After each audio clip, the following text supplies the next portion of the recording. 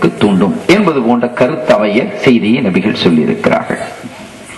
சங்கைக்குரியவர்களே, இந்த ஹதீதுக்கு முன்பாக தான் ஸல்லல்லாஹு அலைஹி வஸல்லம் அவர்கள் ஜியாரத்தை செய்யக்கூடிய பெண்களை சபித்தார்கள்.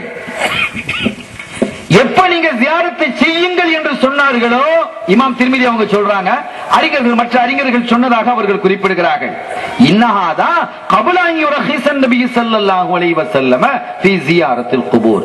கபர்களை ஜியாரத்து செய்வதற்கு ஸல்லல்லாஹு அலைஹி வஸல்லம் அவர்கள் அனுமதி தருவதற்கு முன்பாக சொன்ன விஷயம் இது. அனுமதி தந்ததற்கு பிறகு ஏதாவது என்ன விஷயம் அதையும் சொல்றாங்க. இமாம் திர்மிதியிலே இது இடம் பெற்றிருக்கிறது. ஃபலம்மா ரஹஸ தஹல ஃபீ ருக்ஸதிஹி அர்-ரிஜாலு வன்-நிஸா.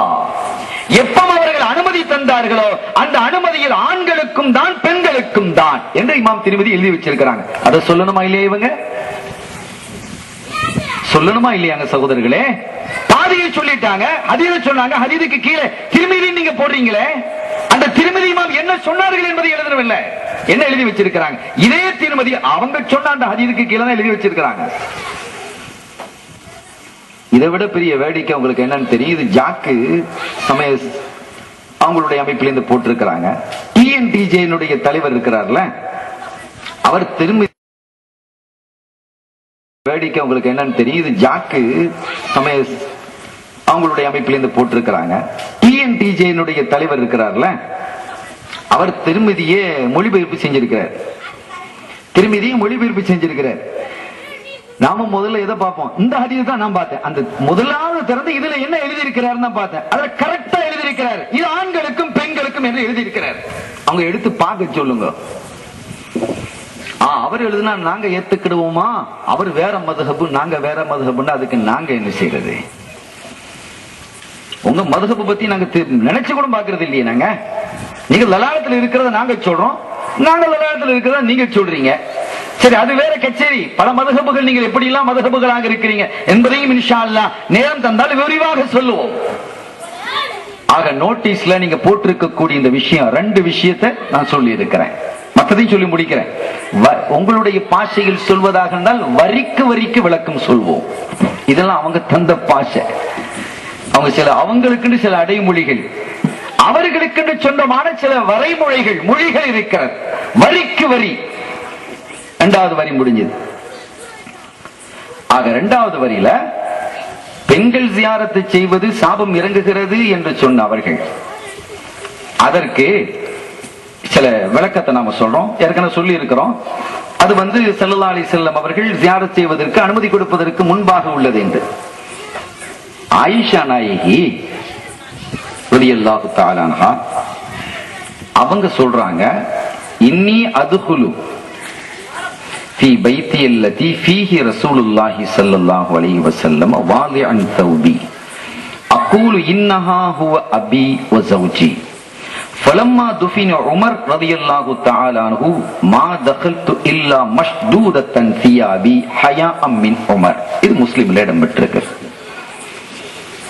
சங்கைக்குரியவர்களே, ஆயிஷா நாயகி சொல்றாங்க, முஸ்லிம்ல இந்த ஹதீஸ் இருக்கு, என்னுடைய வீட்டுல, அதாவது ஜியாரத் ஸல்லல்லாஹு அலைஹி வஸல்லம் கபர் ஷரீஃப், அபூபக்கர் சித்திக் நாயகம் சித்திக் ஆயிஷா சித்திகாவினுடைய தந்தை, அவர்களும் அடக்கப்பட்டதற்கு பிறகு நான் ஜியாரத்து செய்வதற்கு உள்ள போவேன். எப்படி போவேன் தெரியுமா? என்னுடைய ஆடைகள்லாம் ரொம்ப பெருசா முக்காடெல்லாம் போட்டுக்கிட்டு பர்தாலாம் போட்டுக்கிட்டு போறது இல்லை, சாதாரணமா நான் போவேன். ஏன்? அங்க இருப்பது யார்? என்னுடைய கணவர் இருக்கிறார்கள், என்னுடைய தந்தை தான் இருக்கிறார்கள். நான் முக்காடு போட்டுட்டு போகணுங்கிறது அவசியம் இல்லை. ஆக இருவரும், ஒன்று என்னுடைய கணவர், இன்னொன்று என்னுடைய தந்தை, அங்க அவங்க தான் இருக்கிறார்கள் என்று நான் முக்காடெல்லாம் போடாமல் பர்தாலாம் போகாம உள்ள போவேன்.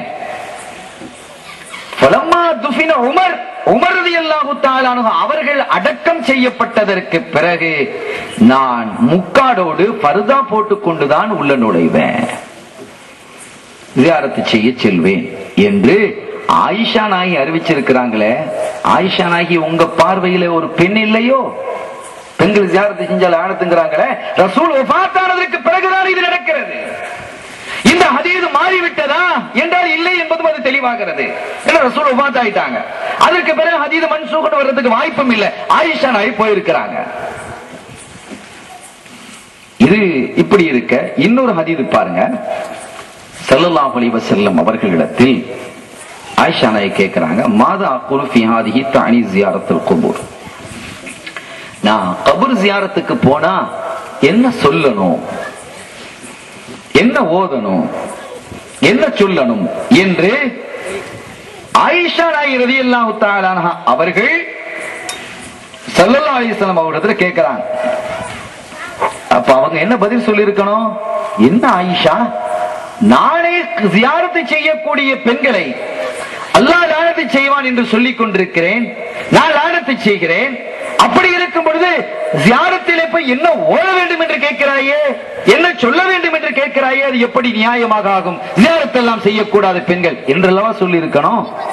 அப்படி சொல்லல. ஸல்லல்லாஹு என்ன சொல்லி கொடுக்குறாங்க பாருங்க, கூலி நீ சொல்லு, அஸ்ஸலாமு அலைக்கும் அஹ்லத் தியாரி மினல் முஃமினீன், மூமின்களினுடைய வீடுகளிலே இருக்கக்கூடியவர்களே உங்கள் மீது இறை சாந்தி உண்டாவதாக. அந்தும் முஸ்தக்திமூன், நீங்க முந்தி போயிட்டீங்க. நஹனு முஸ்தஅகிரூன், நாங்கள் பிந்தி வரப்போறோம். இன்னா இன்ஷா அல்லாஹு பிக்கும் லாஹிகூன், அல்லாஹ் நாடினா உங்களோட வந்து சேருவோம். இந்த ஹதீஸுக்கு ஜியாரத் சம்பந்தமாக விளக்கம் சொல்றது நிறைய, அதற்கென்று ஒரு தனி தலைப்பிட்டு நாம சொல்லலாம். சுருக்கமாக மட்டும் நான் சொல்லி முடிக்கிறேன். அதோடு அந்த ஹதீஸை முடித்துக் கொள்வோம். அஸ்அலுல்லாஹ லீ வலக்குமுல் ஆஃபியா, எனக்கும் உங்களுக்குமாக அல்லாஹ்விடத்தில் ஆஃபியத்தையும் நான் கேட்கிறேன், ஆரோக்கியத்தையும் கேட்கிறேன் என்று ஆயிஷா நீங்க சொல்லுங்க என்று சொல்லிக் கொடுப்பது யார்? ஸல்லல்லாஹு அலைஹி வஸல்லம். யாருக்கு சொல்லிக் கொடுத்தாங்க? ஆயிஷா நாயகி.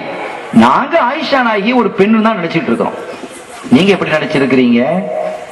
இந்த நோட்டீஸ் போட்டவங்களை கேட்கிறேன். பெண்கள் ஜியாரத்து செய்யக்கூடாது நீங்க சொன்னா ஆயிஷா நாயகி ஆயிஷா இதெல்லாம் ஓது என்று நபிகள் சொல்லிக் கொடுத்தார்களே. ஆயிஷா நாயகி யார்?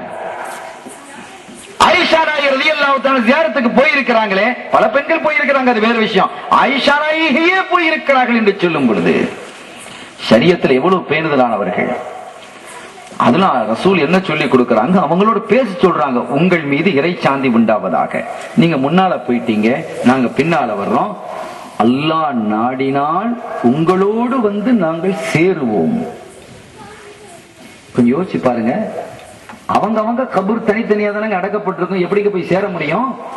அப்படியானால் அடக்கப்பட்டதற்கு பிறகு ரூஹானிய நல்லவர்களாக இருக்கக்கூடியவர்களுடைய ரூஹானியர்கள், ரூகுகள், அருவாகுகள் சந்திக்கக்கூடிய ஒரு வாய்ப்பு இருக்கிறது என்பதை இந்த ஹதீஸ் தெளிவுபடுத்தி காட்டும். எவ்வளவு பெரிய நம்முடைய ஆபாக்கள் சொன்னதெல்லாம் பொய்யா?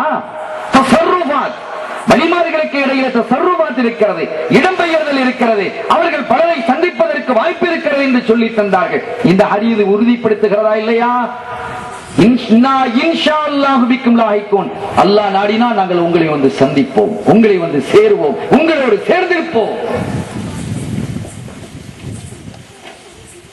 எண்ணி பார்க்கிறோம் சகோதரர்களே. அஸ்அலுல்லாஹ லீ வலக்குமுல் ஆஃபியா, அல்லாஹ்விடத்துல எனக்கு ஆரோக்கியத்தை கேட்கிறேன் அப்படின்னு நீங்க கேளுங்க. சரி பரவாயில்ல, உங்களுக்கும் ஆரோக்கியத்தை கேளுங்க. கபூர்ல தான் மண்ணோட மண்ணா போயிட்டு நீங்க சொல்றீங்களே, அவங்களுக்கு என்ன ஆஃபியத்து? ஆவி அத்து போயிட்டு தான் நீங்க சொல்றீங்க. ஆவியத்து போனவர்கள், மண்ணோடு மண்ணா போனவர்கள், அவர்களுக்கு ஆவியத்து என்ன தேவைப்படுகிறது?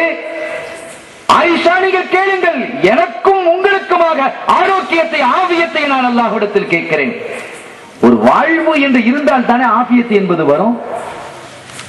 அப்படியான கபரிலே அவர்கள் வாழுகிறார்கள், கபரிலிருந்து இடம்பெயர்ந்து வேறு இடங்களுக்கு செல்கிறார்கள் என்பதற்கு எங்கோ உள்ள செய்தி அல்ல, முஸ்லிமில் இடம்பெற்றிருக்கக்கூடிய செய்தி. நீங்க இந்த நோட்டீஸ்ல ஸ்டார் போட்டு எழுதுனதுனால இந்த ஸ்டார் செய்திகளை சொல்ல வேண்டியது வருது. ஒரு கை இந்த செய்திகள்லாம் நம்ம கேட்க வேண்டியது இருக்கு. அதற்கு ஒரு வழிவகை ஏற்படுத்தி தந்த இந்த ஜம்மியத்து அஹ்லுல் குர்ஆன் வல் ஹதீஸ் அவர்களுக்கு நாம் நன்றியை தெரிவித்துக் கொள்வோமாக. சங்கைக்குரிய பெருமக்களே, இப்படி அடுத்து மூன்றாவது ஸ்டார், கபர்களுக்கு விளக்கேற்றுபவர்கள் மீது அல்லாஹ்வின் சாபம் இறங்குகிறது. அறிவிப்பவர் அபூ ஹுரைரா ரலியல்லாஹு தஆலா, ஆதாரம் இப்னு ஹிப்பான். இப்படி ஒரு ஹதீஸ் நான் பார்க்கல, ஆனா நான் ஒரு ஹதீஸை பார்த்தேன், திருமதியில இருக்கிறது. எப்படி இருக்கிறது? அண்ணன் நபி ஸல்லல்லாஹு